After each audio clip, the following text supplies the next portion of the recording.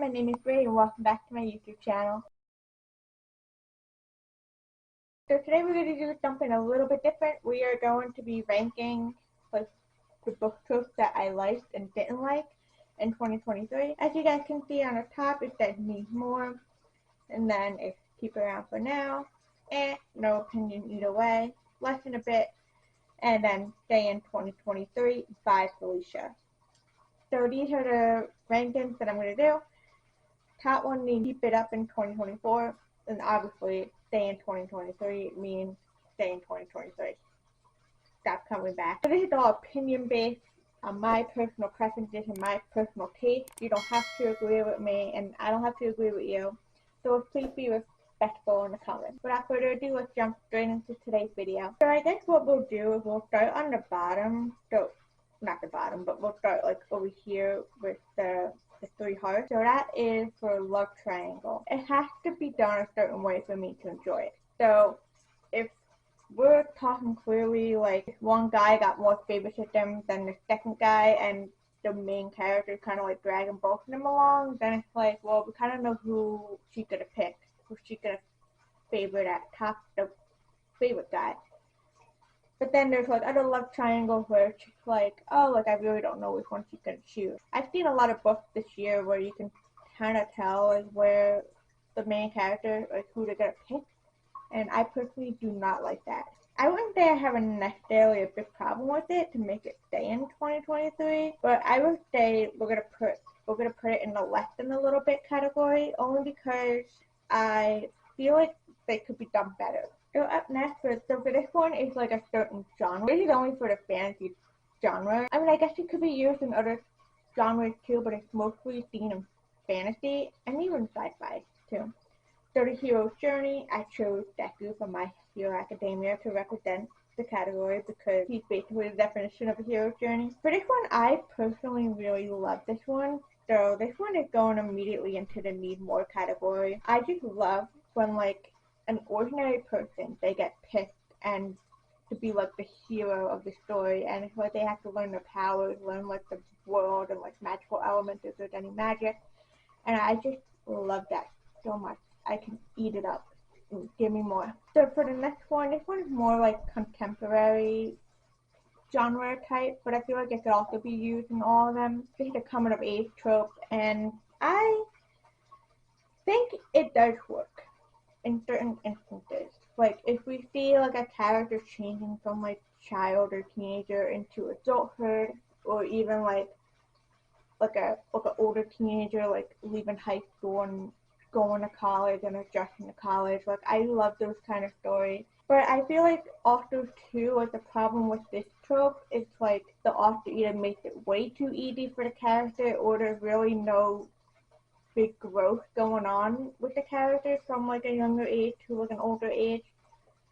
So this one is also kind of like in the middle for me. It's like it kind of has to be more thought out, more better, you know what I mean? Like it can't just be like, oh, they're just changing from high school to college and they're essentially the same person they were in high school. Like, no, we need something a little bit more. We need like character development. I gotta say, keep it around for now. So up next is the forbidden romance love interest trope.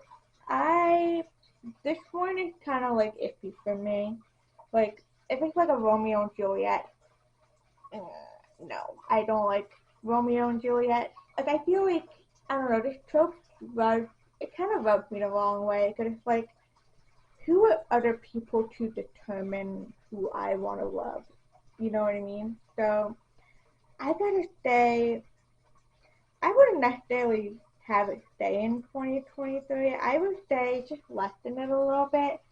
I personally don't like. So up next is book talk. This is a very like, this is a big one, obviously, but I'm gonna break it down a little bit and not just say all of book talk, but I'm just gonna say how books are marketed. I don't like when books are marketed as book talk books. Like, personally, like, who cares? Like, who cares if book talk thinks this is like the next big thing?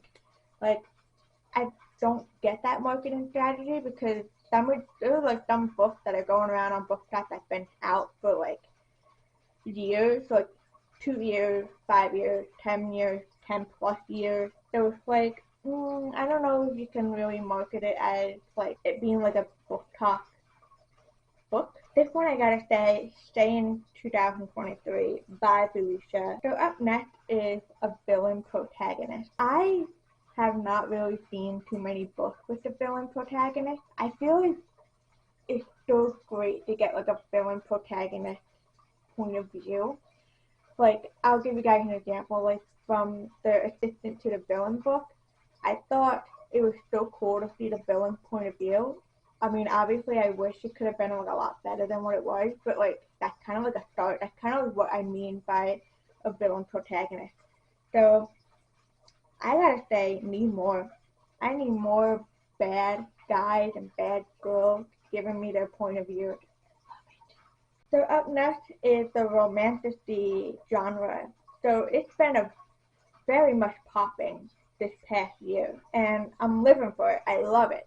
The only thing is, like, I have some of my issues with romantic, but I feel like maybe because it's too new of a genre, it's still kind of being developed. So that's why there's like not so many good books out. Like, I feel like every time when a book is marketed as a romantic, I feel like I don't love the book as much as I should. Like, I love romance and I love fantasy.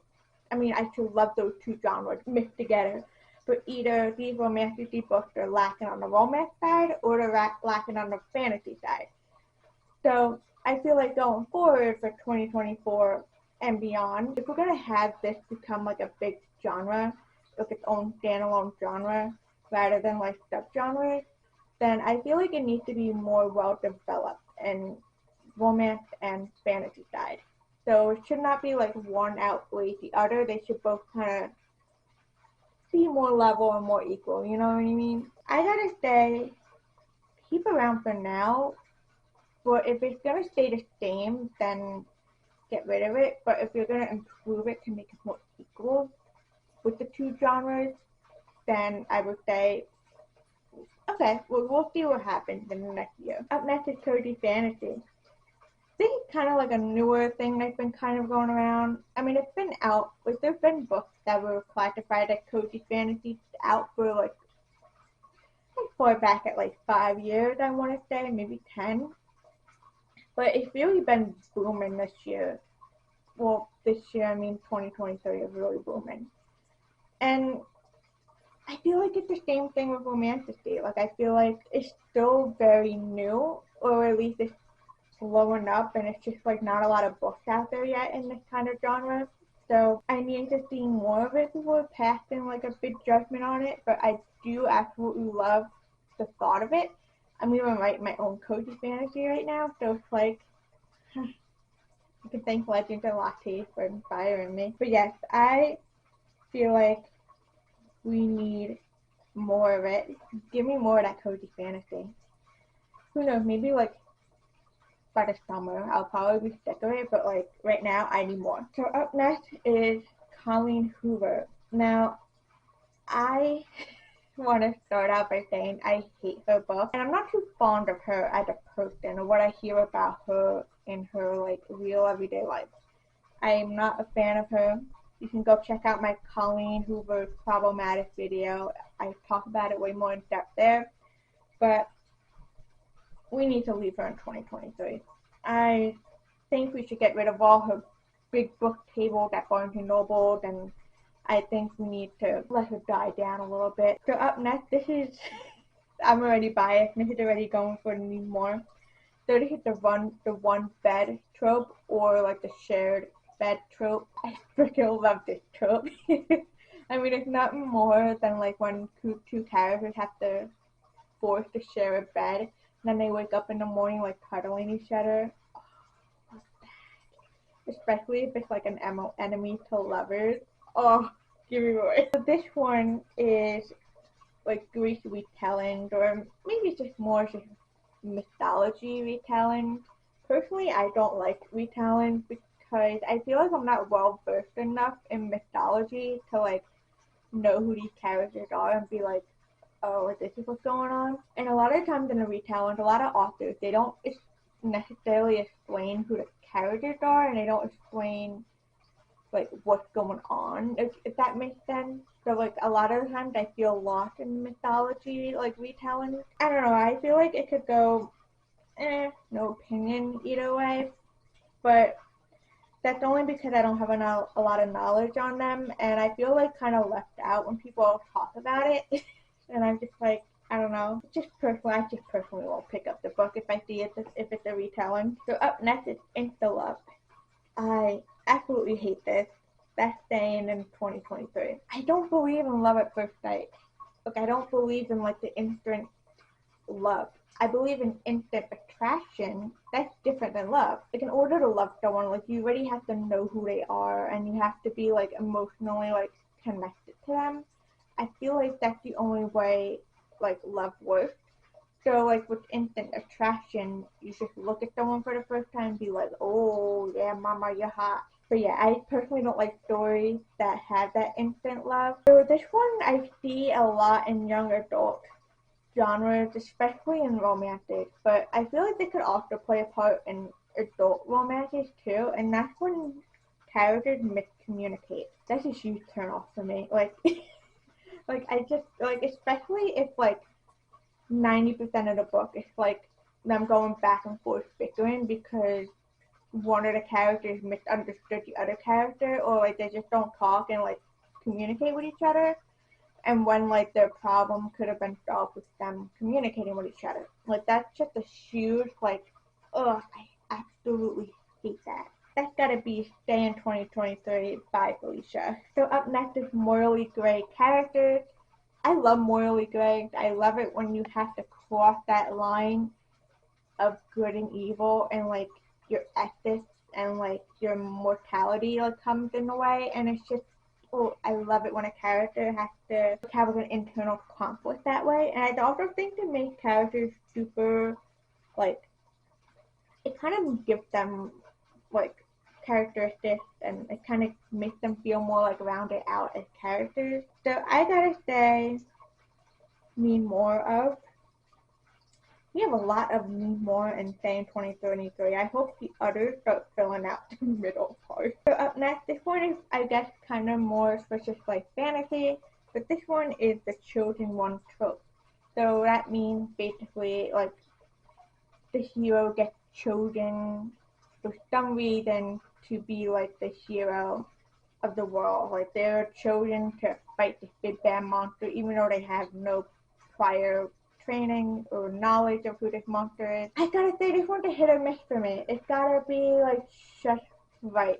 Like, by just right, it means they have to have some knowledge of magic in order to be the chosen one. So I gotta say, really, no opinion either way. I just say it's gotta be done a little better for me to enjoy it personally. Then up next is, this one is more like a writing device, I guess. So this is like dual timeline. So that means like there's like multiple timelines in a story taking place. So like some of the story will be told in the past, some of the present, some of the future. This one's also another hit or miss for me because sometimes like the timeline has to make sense. Like, I feel like if it's linear, then I feel like that could work, because then you don't get as confused. But then when you start like going back and forth, like one chapter being in the present, the next chapter being in the past, then the next chapter being back in the present, it gets a little confusing.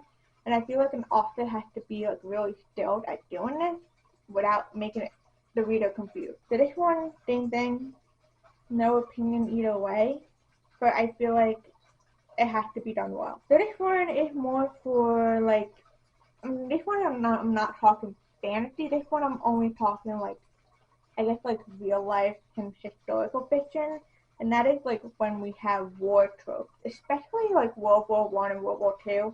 I don't like reading stories about them for some reason. Maybe because it's so current to our time. If you were to give me like a war back in like, I don't know, like the 100 Years War, then I feel like that would be a little better because it's like so far away. But even like World War I, World War II, like the Korean War, Vietnam War, 9/11, I don't like reading books about that. It's just not a personal preference. Maybe less than a bit. I want more historical fiction that's not based on those wars.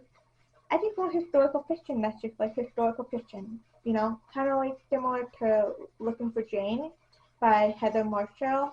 I read that recently, and that was a really good historical fiction novel. So up next is small town tropes. So this is more for like, I want to say it was maybe mystery and like romance. So basically, our main characters go to like a town, like a small town. They either find love there with one of the locals, or there's like a murder mystery, and the characters swooped in the middle of it. I liked it. It's very cozy, very nice. I love the small town setting. Although I do find it very cheesy a lot of the times with the romances, but with the murder mystery, love it. That one I gotta say keep around. I'd say give me more small, cozy, small town setting. So up next is also kind of like another writing style. Though this is unreliable narrator. I don't like unreliable narrators, come to think of it. I really don't, because it's like the narrator is the one person with one character you're supposed to really trust throughout the entire story. So when the character starts getting unreliable, then it starts to get like a little confusing, and then you start to feel frustrated as a reader. I don't want to stay in 2023. I would say maybe less than a bit. I don't want to see a lot of unreliable narrators unless it's done like really, really good. And I feel like a book that was really, really good was The Seven Husbands of Evelyn Hugo. And I feel like I bring up this book a lot, but that book did a lot of right things that I just love. So up next is also kind of like a romance, maybe fantasy, maybe mystery, I don't know, maybe all the genres. So this is the enemy to lovers trope. This one is also to a point too. Depends how much of enemies they were. So if they were just like on opposite sides and they were just kind of forced to hate each other, then that's fine. But like if they're very like abusive to one another, just saying a lot of like mean things, like abusive, emotional abusive things to each other, and being like physically abusive to one another, then I feel like that kind of draws the line for me. I gotta say for this one, keep around, but maybe don't do those extreme things and have them fall in love with each other. That's just me. So up next is an animal companion. So these are really for any of the genres, but especially fantasy. I love a good animal companion. I mean, I have 2 dogs and a hamster, so I have a lot of animal companions in my real life. So it's like, I want that in my book too. But if you go killing off these animal companions, we are going to have a long, serious talk. So up next is the spicy content in romance, especially romanticy. I have not found a romanticy book that I enjoyed that did not have a spiciness to it. I'm a reader who personally does not like spicy content, so it's like if there's like a sex scene in a book, I will gladly skip over it. But if it's like fade to black or like a closed door sex scene, I don't have a problem with that. Maybe it's because I lean more on like the asexual spectrum. I gotta say, we gotta lessen them a little bit. I want a romanticy and a romance that does not have sex scenes in it, and I have a hard time finding books that are like that. And it really upsets me, especially on BookTok. All I recommend is spicy romanticy books. Like, give me non-spicy romanticy books, please. So up next is an assassin. So this is typically more like in fantasy, but it's more of a certain kind of trope. So this trope is more like along the lines of you gotta go kill the king and inherit his throne kind of thing. I feel like those like kind of bother me a little bit, but it's because like I just see it so often in like fantasy books. Like I'm thinking of like Sarah J. Maas, like Throne of Glass series, like the first book. I only read the first book, and that was kind of like the trope that was used in that book, and it was just kind of like, oh cool, another one of those. But I feel like it has to be done well. So it's like in the book called Powerless by Lauren Roberts, I believe, that author did a really good job, I feel like, with like the assassination, like for the king, for the throne. I mean, that wasn't really like the main trope, but like it was kind of like the king did the main character wrong by killing her father, so she was going to get revenge essentially. So I feel like that's when it works, when it's a personal reason like that. But if there's like really no personal reason, then I feel like it's kind of pointless. I gotta say maybe no opinion either way, but yeah, that's it. So up next is Ancient Thiefist.